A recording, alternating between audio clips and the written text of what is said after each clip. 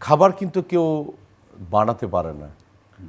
খাবার আসে হচ্ছে আল্লাহ সুবহানাহু ওয়া তাআলার কাছ থেকে। রিজিক, হ্যাঁ।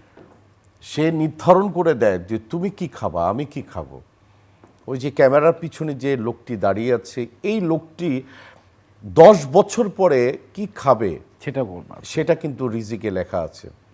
এই খাদ্যটার বিষয়ে বাংলাদেশে কিন্তু অনেক জায়গায় অনেক কিছু প্রবলেম আছে।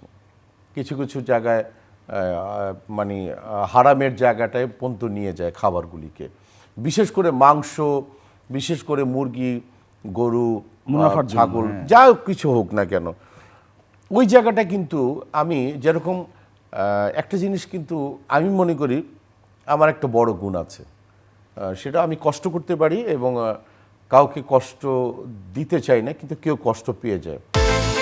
বিকাশ পেমেন্টে 10,000 টাকার বেশি অফার, শপিং চলছে তো।